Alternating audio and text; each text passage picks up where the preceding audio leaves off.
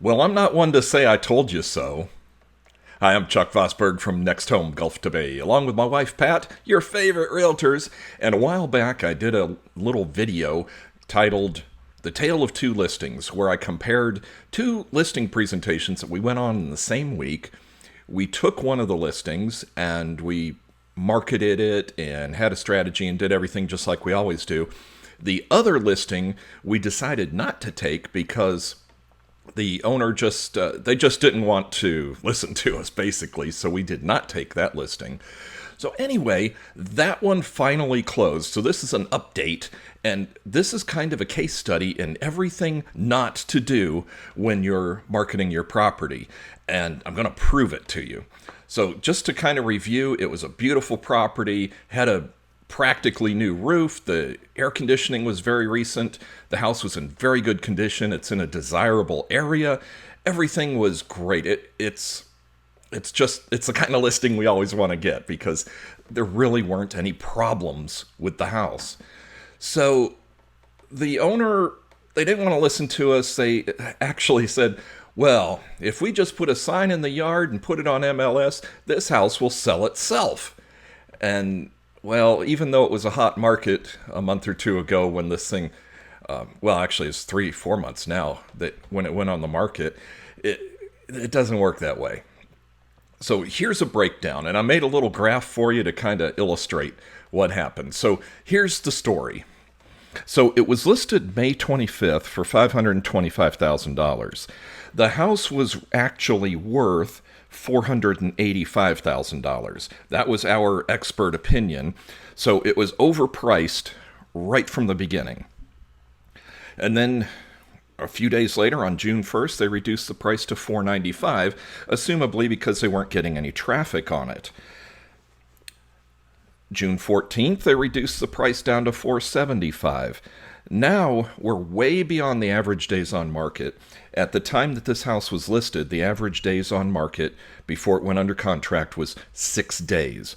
And once you go past that line for whatever the average days on market is, for whatever the market conditions are, the perceived value of the property starts to go down quickly because people start to think there must be something wrong. So fast forward a couple weeks, July 6th, $459,000. So now we're way below what the property would have sold for if they had done this the right way.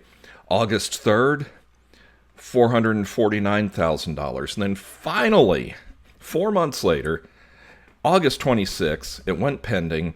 And then September 21st, it closed for $430,000. That's $55,000 less than what they could have got if they'd priced it appropriately and marketed it. They didn't do any marketing. There were no professional photos even. It was a mess. So this is a good illustration of everything not to do.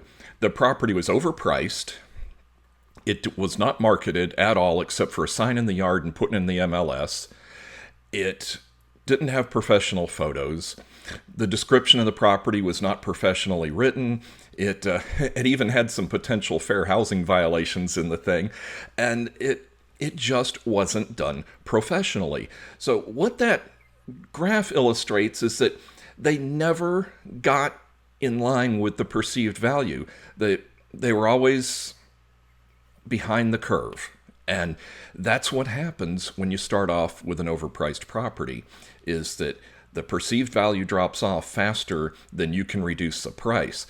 And then it's kind of a two-edged sword, too, because the more time it's on the market, the perceived value is going down, and the more quickly you're reducing the price, that also reduces the perceived value because it becomes obvious that it was overpriced in the beginning, which indicates that maybe it's an unreasonable seller.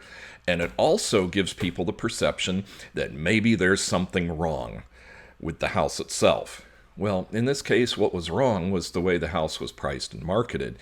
But in this case, it cost them 4 months of 4 months of insurance, 4 months of taxes, 4 months of in all the expenses. The people that were living in the house wanted to move out. They had to wait 4 extra months. And they ended up with $55,000 less than they would have in the beginning. So I don't mean this as an I told you so, as much as I mean it to be a case study to help people understand what happens when you make these major mistakes. So if you're going to list your property, don't make these mistakes, because we see this over and over and over again. And I finally just had to make a video with a little graphic to show you that this is exactly what happens. The traffic drops off fast after something hits the market, and as soon as you cross that line, whatever the average days on market is, that perceived value starts going down quickly. Now, if you have any questions, ask us anything you want to know. We put humans over houses. Thank you for watching. I hope you enjoyed the video, and take care.